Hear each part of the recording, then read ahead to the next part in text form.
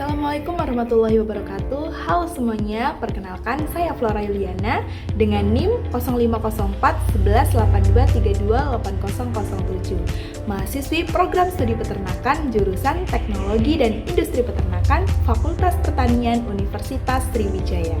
Baiklah teman-teman, di video kali ini saya akan memenuhi tugas mata kuliah Teknologi Reproduksi dan Pembibitan Ternak.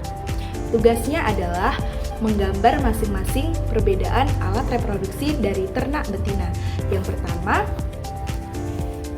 ini merupakan alat reproduksi dari kuda betina dan ini fungsinya. Yang kedua, alat reproduksi babi betina. Yang ketiga, alat reproduksi sapi betina.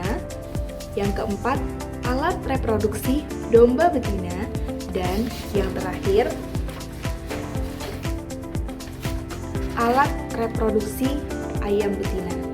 Mau ngejelasin perbedaan organ reproduksi betina, ternak sapi, domba atau kambing, kuda, dan babi.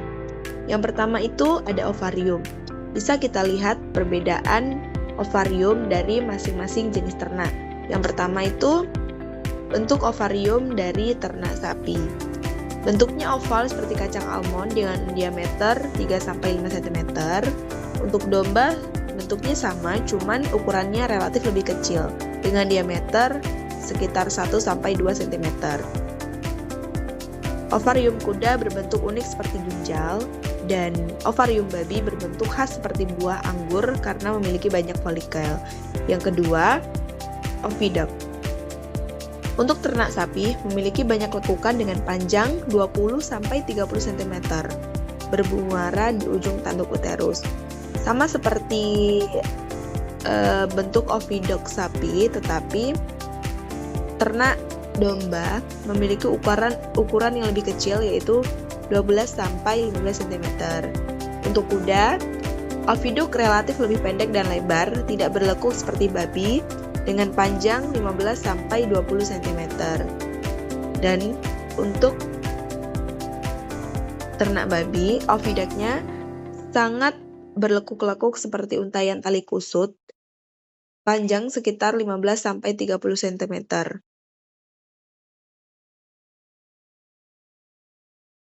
Selanjutnya ada uterus.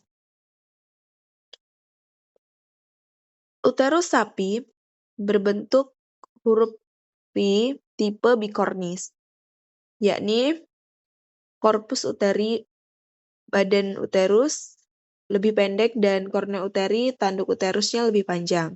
Untuk domba tipe bikornis, korpus uterinya pendek dan kornea uteri tanduk uterusnya panjang dengan ukuran lebih kecil dibandingkan sapi. Untuk kuda, ini lebih ke huruf U, tipe bipartius, korpus uteri badan uterus panjang dan berkembang dengan baik. Selanjutnya babi.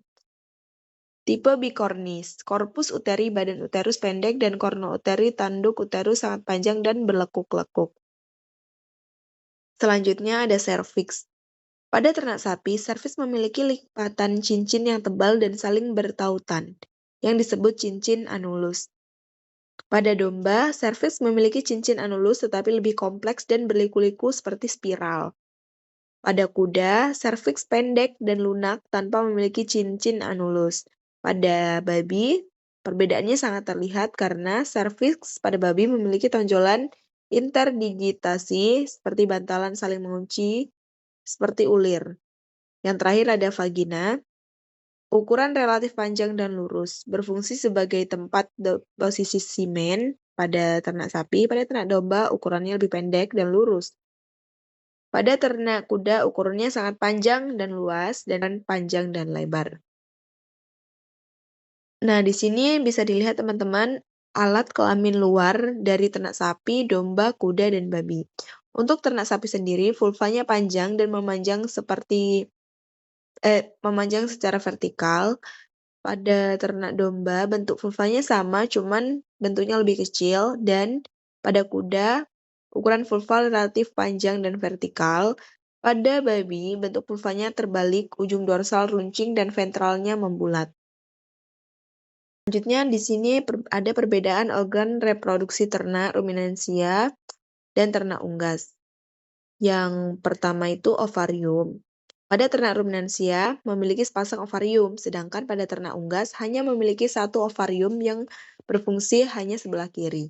Oviduct pada ternak ruminansia berupa saluran kecil penghubung antara ovarium sampai uterus, berperan sebagai tempat pembuahan dan transportasi, membawa ovum yang terbawa embrio menuju uterus untuk implantasi dan proses perkembangan fetus. Pada ternak unggas, oviduct berupa saluran telur yang ukurannya panjang dan kompleks, terdiri dari infundibulum, magnum, isthmus, uterus, dan vagina, berperan dalam proses pembentukan telur maupun fertilisasi. Selanjutnya uterus. Pada ternak ruminansia, uterus dengan bentuk yang berbeda setiap jenis ternaknya berfungsi sebagai tempat implantasi, perkembangan sekaligus pelindung fetus. Pada ternak unggas tidak memiliki uterus, bersifat gestasi eksternal. Pada ternak ruminansia, serviks sebagai penghubung antara uterus sampai vagina berperan sebagai gerbang masuk sperma sekaligus pelindung. Tidak memiliki serviks pada ternak unggas. Vagina memiliki pada ternak ruminansia sebagai penghubung antara serviks sampai vulva, berperan sebagai tempat kopulasi, sekaligus birth canal untuk fetus saat melahirkan.